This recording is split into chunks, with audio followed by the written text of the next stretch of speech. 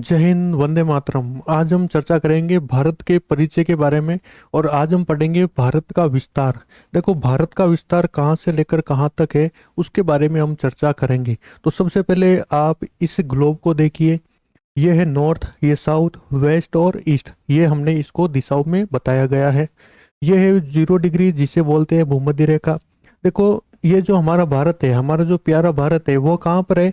North east की तरफ है। कहाँ होगा भाई? नॉर्थ ईस्ट की तरफ है। तभी आपको यहाँ पर देखो, यहाँ नॉर्थ मिलेगा, यहाँ भी नॉर्थ मिलेगा, यहाँ ईस्ट मिलेगा, यहाँ पर भी ईस्ट मिलेगा। तो आप इसको देखकर कंफ्यूज मत होना, ठीक है। तो ये कहाँ पर स्थित है? नॉर्थ ईस्ट वाले भाग में। अगर ग्लोब में बात करें, दुनिया में अगर बात करें, तो भारत कहाँ स्थित है? नॉर्थ ईस्ट में स्थित है। अब देख लेते हैं कि उत्तर से लेकर दक्षिण तक इसका विस्तार कहाँ से कहाँ तक है। तो उत्तर में है 37 डिग्री 6 मिनट नॉर्थ से लेकर दक्षिण में 8 डिग्री 4 मिनट नॉर्थ तक भारत का विस्तार है। और ईस्ट से वेस्ट तक बात कर लेते हैं। तो वेस्ट में 68 डिग्री 7 मिनट ईस्ट से लेकर, ठीक है, 97 डिग्री 25 ईस्ट तक इसका क्या है? विस्तार है। अब बात करते हैं सबसे ऊपर वाला भाग कौन सा है भारत में, और सबसे नीचे वाला भाग कौन सा है। तो सबसे ऊपर वाला भाग है इंदिरा कोल। कौन सा है भाई? इंदिरा कोल। और सबसे दक्षिणतम भाग है इंदिरा पॉइंट।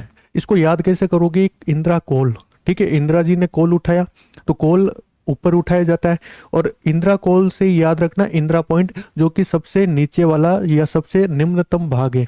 अब बात कर लेते हैं मेन लैंड के अंदर, ठीक है। ये तो है सबसे नीचे वाला पॉइंट। अगर आपको पूछ ले कि भारत भूमि के अंदर मेन जो लैंड है, ठीक है, उसमें सबसे नीचे वाला भाग कौन सा होगा? तो वो होगा कन्याकुमारी, ठीक है। ये भी हमारे ही भाग है। इंदिरा पॉइंट कहाँ पर है? अंडमान निकोबार के अंदर है, ठीक है। अब बात कर लेते हैं सबसे पश्चिमतम भाग कौन सा है। तो सबसे वेस्टेड भाग होगा, मतलब वेस्ट की तरफ भाग होगा सर क्रीक, ठीक है। ये सर क्रीक कहाँ पर है? गुजरात के अंदर। और पूर्व में कौन सा भाग है? किबूती गांव, ठीक है, अजनाव जिला, जो कि अरुणाचल प्रदेश में स्थित है, ठीक है। तो इसको आप थोड़ा सा याद कर लोगे। आगे देखो, अगला है अक्षांशीय तथा देशांतरीय विस्तार। देखो, भारत का जो अक्षांशीय तथा देशांतरीय विस्तार है, वो कहाँ से कहाँ तक है। तो सबसे पहले हम देख लेते हैं अक्षांशीय किसे कहते हैं। जो आडी रेखाएं होती है ग्लोब के अंदर, जो आडी रेखाएं होती है, उसको अपन क्या बोलते हैं? अक्षांश। और जो ऊपर से नीचे की ओर आती है, ठीक है, उनको हम क्या बोलते हैं? देशांतर, ठीक है। उनको अपन क्या बोलेंगे? देशांतर बोलते हैं। भारत का अक्षांशीय तथा देशांतरीय विस्तार लगभग कितना है? 30 डिग्री है। कितना है? लगभग 30 डिग्री है। अब देखो इसमें कैसे है 30 डिग्री। ये है भारत। देखो, अपन बात करते हैं अक्षांशीय तथा देशांतरीय विस्तार। ये लंबी जो लाइनें होती है, वो अपन उसको अपन क्या बोलेंगे? देशांतरीय। और आडी लाइनों को क्या बोलेंगे? अक्षांशीय बोलते हैं। तो इन दोनों का अंतर देखो, इन दोनों का अंतर देखो कितना आएगा? लगभग 30 आएगा। और इन दोनों का अंतर देखो लगभग कितना आएगा? 30 आएगा। तो अक्षांशीय तथा देशांतरीय विस्तार कितना है? 30 डिग्री है। क्योंकि ध्रुवीय क्षेत्रों की ओर बढ़ने पर देशांतर के बीच में दूरी कम हो जाती है, परंतु अक्षांशों के बीच में दूरी क्या होगी? समान रहेगी। इसको देखो एक चित्र से समझते हैं। ये आपके सामने एक डायग्राम है ग्लोब का, ठीक है, जिसमें देशांतर तथा अक्षांश रेखाओं को दर्शाया गया है। आप ये देखेंगे जो अक्षांश है, ठीक है, जो आडी लाइन है, जो इस तरह की जो लाइन है, वो आपको समांतर मिलेगी। वो आपको क्या मिलेगी? समांतर मिलेगी। कि इन दोनों के बीच में जो गैप है वो क्या रहेगा? अक्षांशों के बीच में जो गैप है वो सेम रहता है। लेकिन देशांतर को जब आप देखोगे ना, जो ऊपर से नीचे की ओर जो आ रही है रेखाएं, ये ऊपर जाते जाते क्या होती है? 0 डिग्री पे आ जाती है। मतलब ये दोनों मतलब ये इनकी साइज कम हो रही है। किसकी साइज कम हो रही है? देशांतर की साइज क्या हो रही है? कम हो रही है। कैसे कम हो रही है? देखो, हम बात करते हैं, मान लो ये वाला भाग है, ठीक है। तो ये ऊपर जाते जाते क्या होगी? देशांतर का मान क्या हो जाता है, या देशांतर का जो साइज है वो क्या हो जाता है? कम होता रहता है। तो ये लाइन आपको समझ में आ गई होगी। आगे देखिए, भारत का क्षेत्रफल। अगला टॉपिक क्या है? भारत का क्षेत्रफल। देखो, भारत का क्षेत्रफल कितना है। तो भारत का क्षेत्रफल है 32,87,263 किलोमीटर स्क्वायर। और छोटे मोटे एग्जाम हो तो आपको सीधा याद रखना है 32.8 लाख किलोमीटर भारत का क्षेत्रफल है। और अगर बात कर ले हम विश्व की तुलना में, तो भारत कितना क्षेत्रफल रखता है? 2.4% भारत अपना क्षेत्रफल रखता है। और बात कर लेते हैं कि ये भारत में क्षेत्रफल की दृष्टि से कौन सा स्थान है? 7वां स्थान है। तो 7वां स्थान है, तो अपन पहले देख लेते हैं कि इसमें पहला स्थान किसका है, दूसरा स्थान किसका है। तो पहला स्थान है रसिया, ठीक है, रसिया सबसे बड़ा देश है। उसके बाद में कनाडा, फिर देखो दूसरे नंबर पर क्या है, कनाडा, रसिया, कनाडा, फिर इधर वापस चलो, ठीक है, चाइना, चाइना से इधर वापस चलो, USA, United state of America, पांचवा नंबर इसके जस्ट नीचे ब्राजील, छठा नंबर ऑस्ट्रेलिया, और सातवां नंबर आता है हमारे प्यारे भारत का, ठीक है। तो भारत कौन सा स्थान रखता है, सातवां स्थान रखता है। आगे हम बात कर लेते हैं भारत की जनसंख्या के बारे में। देखो हमारी जो जनसंख्या हुई ना लास्ट, वो हुई थी 2011 में। तो 2011 की जनगणना के अनुसार भारत की जनसंख्या कितनी है, 121 करोड़ है, और जो कि पूरे विश्व के अंदर अपना कितना प्रतिशत रखती है, 17.5% रखती है। ओके, और जनसंख्या के आधार पर भारत का कौन सा स्थान है, दूसरा नहीं है, पहला स्थान है। अगर अभी जो जनगणना होगी ना, उसमें पहला स्थान आपको देखने को मिलेगा। चाइना दूसरे नंबर पर आ गया है भाई। अगला टॉपिक है इम्पैक्ट ऑफ लेटीट्यूड। लेटीट्यूड का मतलब होता है अक्षांश। लेटीट्यूड का मतलब क्या होता है, अक्षांश। देखो अक्षांश का क्या प्रभाव पड़ता है उसके बारे में हम चर्चा करेंगे। तो अंग्रेजी में आपको अगर आपको समझ में नहीं आए तो लेटीट्यूड, लेटीट्यूड का मतलब लेटा हुआ, लेटीट्यूड का मतलब क्या होता है, लेटा हुआ। इसका मतलब ये कौन सी रेखाओं की बात कर रहा है, इन आडी रेखाओं की या लेटी हुई रेखाओं की बात कर रहा है। भारत का अक्षांशीय विस्तार कितना है, 30 डिग्री है, और इसी 30 डिग्री होने के कारण जलवायु, मृदा, वनस्पति, इन सब में विविधताएं पाई जाती है। कर्क रेखा भारत को दो भागों में बांटती है, ठीक है। तो कर्क रेखा क्या करती है, भारत को दो भागों में बांटेगी, और ऊपर वाला भाग होगा आपके शीतोष्ण कटिबंध, और नीचे वाला भाग होगा उष्ण कटिबंधीय कहलाता है। इसको हम चित्र से समझ लेते हैं। ये है भारत का चित्र, मतलब भारत का मानचित्र है, और ये बीच में कौन सी रेखा है, कर्क रेखा है। कर्क रेखा के ऊपर कौन सा भाग है, शीतोष्ण, और कर्क रेखा के नीचे कौन सा भाग है, उष्ण कटिबंध होता है। आगे देखिए, फिर भी भारत में उष्ण कटिबंधीय मानसूनी जलवायु पाई जाती है, क्योंकि उत्तर में स्थित हिमालय पर्वत साइबेरिया से आने वाली ठंडी हवाओं को रोकता है। देखो क्या होता है, देखो रूस के अंदर एक जगह है साइबेरिया, ठीक है। साइबेरिया से क्या होती है, ठंडी हवा आती है। ये हवा कौन सी है, ठंडी हवा है, और ठंडी हवाओं को रोकने का कार्य कौन करता है, हिमालय। तो हिमालय इसको रोकता है ना, तो ये बाकी जो भारत का जो हिस्सा है ना, वो उष्ण कटिबंध होता है, मतलब ये गर्म होता है, ठीक है। किस कारण होता है, हिमालय के कारण।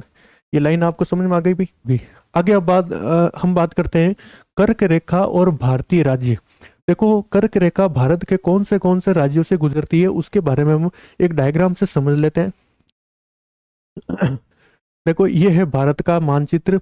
इसमें आप अगर आप देखोगे तो कर्क रेखा, ये बीचों बीच जो रेखा जा रही है वो कौन सी रेखा है, ये कर्क रेखा है। तो ये कौन से राज्य से गुजरती है, तो इसका एक ट्रिक है, क्या है भाई, जीआरएम 36 का जाप टीआरएम से करती है, ठीक है। जीआरएम 36 का जाप किससे करती है, टीआरएम से। देखो जीआरएम, जी से हो जाएगा गुजरात, आर से हो जाएगा राजस्थान, एम से हो जाएगा मध्य प्रदेश। गुजरात, राजस्थान, मध्य प्रदेश। फिर बात करते हैं छत्तीसगढ़, ठीक है। 36 से क्या हो जाएगा, छत्तीसगढ़। जाप, जाप में जा से हो जाएगा झारखंड, प से हो जाएगा पश्चिम बंगाल, टीआरएम से हो जाएगा, टीआर का मतलब त्रिपुरा, और एम से हो जाएगा मिजोरम, ठीक है। तो ये इन राज्यों से जो रेखाएं हैं, ठीक है ना, कौन सी रेखा, कर्क रेखा गुजरती है।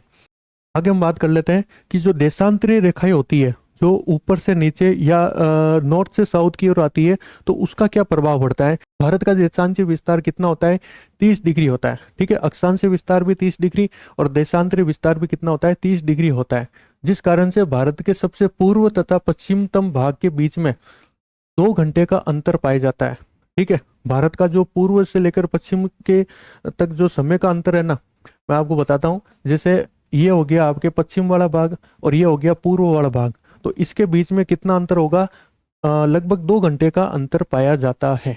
तो देशांतर होता है ना, ये किसको दिखाता है, टाइम को दिखाता है, ठीक है। इन सब के कारण क्या होगा, टाइम का मैनेजमेंट किया जाता है या फिर टाइम को बताया जाता है।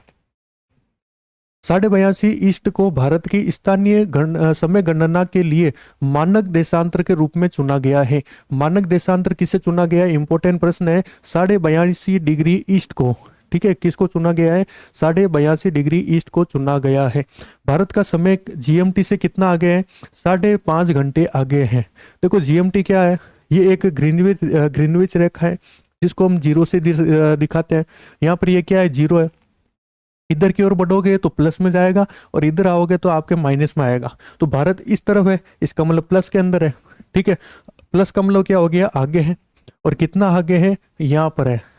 कहाँ पर है, इधर है, मतलब 5.5 घंटे आगे है। अब बात करते हैं 82.5 जो डिग्री है, जो मानक समय रेखा है, वो कौन कौन से राज्यों से गुजरती है। तो ये कहाँ से गुजरेगी, देखो 82.5 ईस्ट। ठीक है, ये कौन कौन से राज्य से गुजरती है, यूपी, मध्य प्रदेश, छत्तीसगढ़, ओडिशा और आंध्र प्रदेश। देखो ये जो छत्तीसगढ़ है ना, यहाँ पर कर्क रेखा रेखा भी गुजरती है और देशांतर रेखा है वो भी यहाँ से गुजरती है। तो इसका एक छोटा सा ट्रिक है, मान अपमान छो होता आपका। ठीक है, मान से याद रखना मानक समय, मानक समय कौन कौन सा है, यूपी। फिर मान से याद रखना मध्य प्रदेश। छो में देखो दो चीजें हैं, सी एच ओ, तो सी एच से हो जाएगा छत्तीसगढ़, ओ से ओडिशा। ठीक है, एपी से हो जाएगा आंध्र प्रदेश।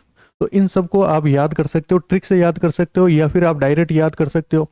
ठीक है, लेकिन आपको क्रम याद रखना है, एग्जाम में इसका क्रम पूछ लेते हैं। अगला क्या है, बॉर्डर ऑफ इंडिया। ठीक है, बॉर्डर कौन कौन से लगते हैं इंडिया से। तो सबसे पहले बात कर लेते हैं स्थलीय सीमा। ठीक है, स्थलीय सीमा कौन सी है, भारत की स्थलीय सीमा कितनी है किलोमीटर में, 15,200 किलोमीटर। कितनी है भाई, 15,200 किलोमीटर है। और कौन से देश उसको स्पर्श करते हैं, बांग्लादेश, चाइना, पाकिस्तान, नेपाल, म्यांमार, भूटान और अफगानिस्तान।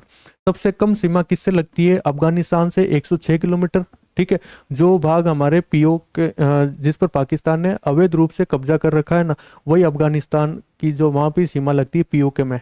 ठीक है, और सबसे ज्यादा सीमा कहाँ लगेगी, बांग्लादेश के अंदर। ठीक है, 4,096 किलोमीटर लगभग होती है। अब बात कर लेते हैं भारत और पाकिस्तान के बीच में जो रेखा है उसको रेड क्लिफ कहते हैं। भारत और चीन के बीच में जो रेखा है उसको अपन क्या बोलते हैं, बॉर्डर, उसको मैकमोहन रेखा बोलते हैं। और भारत अफगानिस्तान के बीच में जो रेखा है उसको अपन क्या बोलते हैं, डूरंड लाइन। ठीक है, क्या बोलेंगे, डूरंड लाइन। इसको अपन समझ लेते हैं। जैसे ये भारत, देखो ये है इंडिया और ये है चाइना। तो इंडिया और चाइना के बीच में जो बॉर्डर है उसको अपन क्या बोलेंगे, मैकमोहन। ठीक है, मैकमोहन लाइन होती है। भारत और अफगानिस्तान, ये अफगानिस्तान देखो एक छोटा सा भाग जुड़ रहा है, तो ये जो बॉर्डर है इसको अपन क्या बोलते हैं, डूरंड लाइन। और भारत और पाकिस्तान के बीच में जो बॉर्डर है उसको अपन क्या बोलते हैं, रेड क्लिफ बोलते हैं। क्या बोलेंगे भाई, रेड क्लिफ कहते हैं। ये जो मेनलैंड है, ठीक है, जो स्थलीय सीमा है वो कितना है भाई, 15,200 किलोमीटर है। और जलीय सीमा की बात करें तो ये कितना है, 7,516 किलोमीटर है। अब बात करते हैं जलीय सीमा या कोस्टल बॉर्डर के बारे में।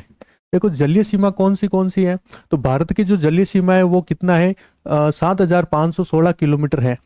और इसको हमने दो भागों में बांटा गया है। कौन सा है, एक तो मेनलैंड, मेनलैंड कितना है, लगभग 6,100 किलोमीटर। और जो द्वीप है उनको हमने कितना बांटा है या कितना किलोमीटर है, 2,094 किलोमीटर है। इसको आप थोड़ा सा याद कर लेना।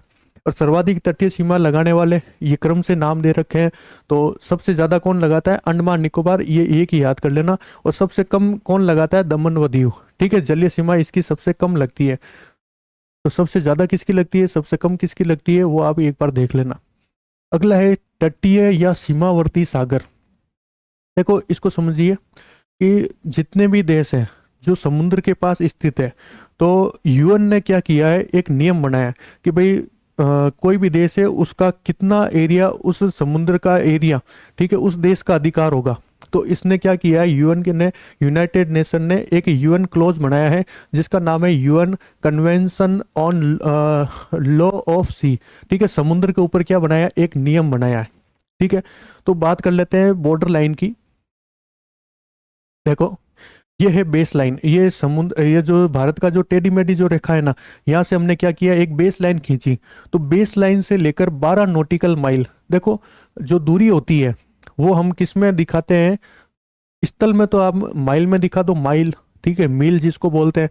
और समुद्र के अंदर नॉटिकल माइल के द्वारा दिखाई जाती है। तो बेस लाइन या आधार रेखा से 12 नॉटिकल माइल तक उसको अपन क्या बोलते हैं, सीमावर्ती सागर बोलते हैं, या फिर इसको इंग्लिश में बोलते हैं टेरिटोरियल सी। ठीक है, टेरिटोरियल सी क्या होता है कि उस देश का एकाधिकार होता है। मतलब भारत है ना, तो भारत का 12 नॉटिकल माइल तक एकाधिकार है, मतलब इसका पूरा अधिकार है।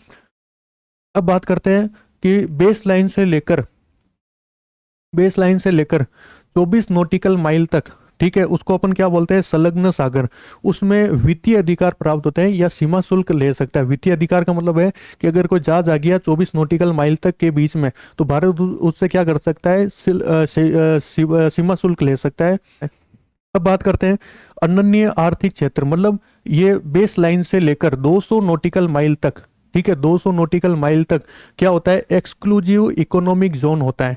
और इस यहाँ पर क्या होता है, आर्थिक अधिकार भारत को प्राप्त होते हैं या फिर उस देश को आर्थिक अधिकार प्राप्त होते हैं। और सबसे लास्ट में होता है हाई सी, ठीक है, जिसको बोलते हैं उच्च सागर। ये क्या कहलाती है, अंतर्राष्ट्रीय सीमा। इन हाई सी में सभी देशों का समान अधिकार होता है।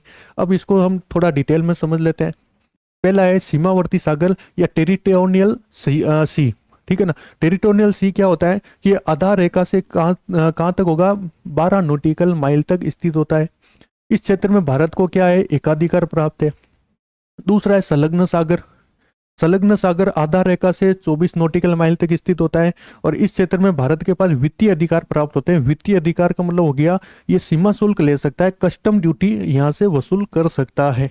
तीसरा है अनन्य सागर आर्थिक क्षेत्र, ठीक है, एक्सक्लूसिव इकोनॉमिक जोन। तो ये कहाँ से कहाँ तक होता है, ये आधार रेखा से 200 नॉटिकल माइल तक होता है। और यहाँ पर भारत को कौन से अधिकार प्राप्त है, आर्थिक अधिकार प्राप्त होते हैं। यहाँ पर ये क्या कर सकता है, संसाधनों का दोहन कर सकता है या द्वीप का निर्माण कर सकता है, कोई रिसर्च वगैरह अनुसंधान वगैरह ये भारत कर सकता है। उसके बाद में आता है सबसे लास्ट में उच्च सागर। और उच्च सागर क्या होता है, हाई सी। इस यहाँ पर क्या होता है, सभी देशों का समान अधिकार होता है, ठीक है। अंतर्राष्ट्रीय सीमा जिसको बोलते हैं ना समुद्र की, वो कौन सा होता है, उच्च सागर होता है। अब बात कर लेते हैं तटीय सीमा जो है, ठीक है, उसके क्या क्या लाभ है। तो पहला लाभ है तटीय सीमा का दक्षिण भारत में समकारी जलवायु, ठीक है, का निर्माण करती है। देखो समकारी जलवायु क्या होती है, एक ऐसी जलवायु जहां पर समान टेम्परेचर रहता है, ना तो टेम्परेचर कम होता है ना टेम्परेचर बढ़ता है, ठीक है। जैसे गुजरात हो गया, महाराष्ट्र हो गया, तो जो बॉम्बे वगैरह है, तो ये यहाँ पर क्या होता है, टेम्परेचर लगभग मेंटेन रहता है, ठीक है, जिसको अपन क्या बोलते हैं, मॉडरेट क्लाइमेट रहता है। दूसरा बात कर लेते हैं, तटीय सीमा बंदरगाहों के निर्माण के लिए उपयोगी है। जो बंदरगाह है, ठीक है, तो बंदरगाह अगर जहाँ पर ज़्यादा होगा वहाँ पर शिप जहाँ पर आके रुकती है, ठीक है ना, वो बंदरगाह होता है। और बंदरगाह होने से क्या होगा, आयात निर्यात आराम से किया जा सकता है अन्य देशों के साथ। तीसरा है तटीय सीमा भारत को विभिन्न देशों से जोड़ती है, ठीक है। जितने भी देश है विश्व के अंदर, वो सब एक दूसरे से किससे जुड़े हुए हैं, मतलब तट से, आपस में समुद्र से जुड़े हुए हैं। तो ये जो तट है ये क्या करेगी, विभिन्न देशों को जोड़ेगी। दूसरा है पर्यटन के रूप से भी ये उपयोगी होता है, ठीक है। महासागरीय संसाधनों तक तटीय सीमा तक पहुंच बनाती है। देखो महासागरीय संसाधन, महासागर के अंदर बहुत सारे संसाधन पाए जाते हैं और उन संसाधनों का दोहन करना, उन संसाधनों को निकालना, ठीक है, जैसे पेट्रोलियम वगैरह, तो ये भी आपके इसमें इसका फायदा है, ठीक है। और सुरक्षा की दृष्टि से तो फायदा है ही है। अब बात कर लेते हैं इसके नुकसान क्या क्या है, ठीक है। तो नुकसान ज्यादा है नहीं, लेकिन फिर भी हम पढ़ लेते हैं। पहला है सुनामी। सुनामी जैसी जो प्राकृतिक आपदा है उनका सामना करना पड़ सकता है। समुद्री लुटेरे हो गए, जिनको अपन पायरेट्स बोलते हैं, तस्करी, ठीक है, अवैध जो सामान इधर उधर भेजते हैं ना, उसको अपन तस्करी बोलते हैं, तो उनका भी डर बना हुआ रहता है। इसके अलावा इनमें अतिरिक्त व्यय बढ़ जाता है, ठीक है, क्योंकि इसके लिए आपको अलग से नेवी रखनी पड़ेगी, तो सुरक्षा के लिए आपको अतिरिक्त खर्चा भी बढ़ जाएगा। तो ये आपके ये चीजें होती है। अब बात करते हैं इंडियन सब कॉन्टिनेंट, ठीक है, भारतीय उपमहाद्वीप के बारे में बात करते हैं। तो भारतीय उपमहाद्वीप उस भाग को कहा जाता है जो महाद्वीप में अपनी पृथक पहचान रखता है, ठीक है। जो भी देश अपनी पृथक पहचान रखेगा उसको अपन सब कॉन्टिनेंट कहते हैं। भौगोलिक, सांस्कृतिक, पर्यावरण की दृष्टि से भारत एशिया के अन्य देशों से पृथक पहचान रखता है, ठीक है। और उत्तर भाग में अगर बात करें तो कौन से पर्वत आपको मिलेंगे, हिंदू कुश का पर्वत हो गया, सुलेमान पर्वत, हिमालय, पूर्वांचल। और पूर्व में बात करें तो आराकन योगा, ये पूर्व के अंदर एक पर्वत स्थित होता है, ठीक है। अब बात कर लेते हैं कि भारत के जो दक्षिण में है वो कौन सा सागर है, हिंद महासागर है, जो इसे अलग पहचान दिलाता है। भारतीय उपमहाद्वीप में कौन से देश उपस्थित हैं, तो भारतीय उपमहाद्वीप में कौन से देश उपस्थित है, इंडिया तो ही है। इसके अलावा देखो मैं आपको मैप में एक बार दिखा देता हूँ। देखो एक तो है इंडिया, ठीक है। इंडिया के अलावा देखो पाकिस्तान, अफगानिस्तान, नेपाल, भूटान, बांग्लादेश, श्रीलंका और इधर एक देश और है जिसका नाम है मालदीव। ठीक है, जिसका नाम क्या है, मालदीव। तो ये छोटे मोटे जो भी देश है ये भारत के मतलब उपमहाद्वीप के अंदर देश उपस्थित होते हैं। तो दोस्तों बताइए आपको ये वीडियो कैसी लगी। अगर वीडियो अच्छी लगी तो वीडियो को लाइक करो, चैनल को सब्सक्राइब करो। तो मिलते हैं अगली क्लास में, तब तक के लिए जय हिंद जय भारत।